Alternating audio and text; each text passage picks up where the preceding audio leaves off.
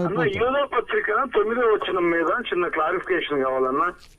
యూదా పత్రిక 9వ వచనము మీద క్లారిఫికేషన్ అడుగుతున్నారు పాస్టర్ రాంబాబు గారు.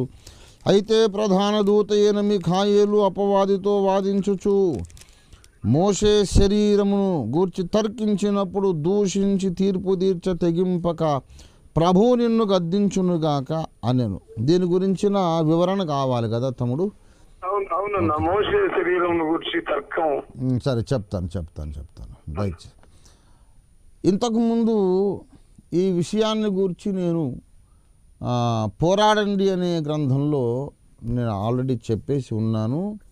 మరి నన్ను అన్నయ్య అని ప్రేమతో సంబోధించిన పాస్టర్ రాంబాబు, అలాగే 50 మంది క్రైస్తవ భక్తులు విశ్వాసులందరూ కూడా విధిగా దయచేసి ఈ గ్రంథాలన్నీ కూడా దేవుడు నా చేత రచింపజేసిన గ్రంథాలన్నీ చదవాల్సిందిగా మనవి చేస్తున్నాం. ఇక్కడ మోషే యొక్క శరీరము సమాధి చేయబడెను, మోయాబు దేశములో పాతిపెట్టబడినని ద్వితీయోపదేశకాండం చివరి అధ్యాయంలో చెప్పబడింది. అంటే సమాధి కార్యక్రమం అనేది జరిగింది.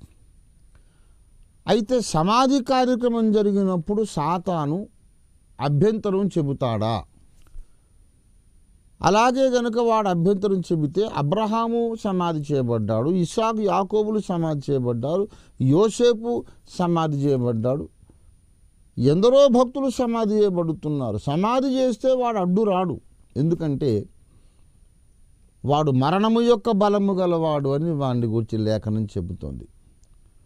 ఎప్పుడు కూడా ఒక భక్తుని శరీరం కానీ భక్తిహీనుని శరీరం కానీ సమాధిలో పెట్టబడ్డప్పుడు వాడు వాదించడానికి రాడు. ఎందుకు సమాధి చేస్తున్నారు అనడు.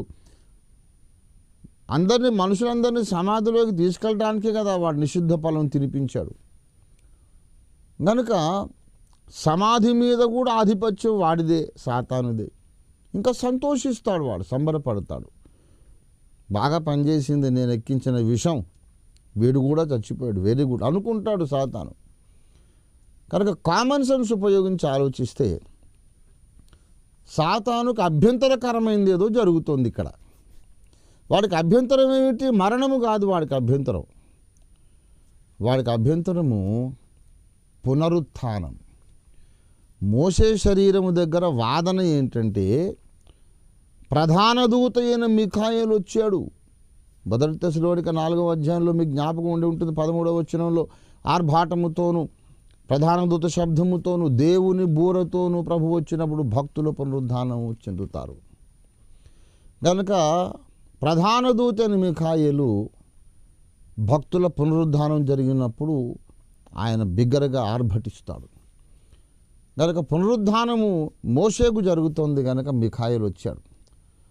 దానికి వీడు అభ్యంతరం చెప్పాడు. అక్కడ జరిగింది సమాధే కాదు, మోషే శరీరము పునరుద్ధానం చెందుతుండగా వాడు వచ్చి ఆబ్జెక్షన్ చేశారు. అందుకే రోమా పత్రిక 5వ అధ్యాయం 14వ వచనంలో 5:14లో ఆదాము మొదలుకొని మోషే వరకు మరణం ఏలెనని ఉంది. ఆదాము మొదలుకొని క్రీస్తు వరకు మరణము ఏలెను అనాలి, కాదు ఆదాము మొదలుకొని మోషే వరకు మరణం ఏలెనని రాయబడింది. గనుక మరణం యొక్క పరిపాలనకు చెక్ దేవుడు పెట్టాడు మోషే జీవిత కాలంలోనే. కనుక మోషే మరణించి దేవుని శక్తి చేత పునరుద్ధానము చెందించబడ్డాడు.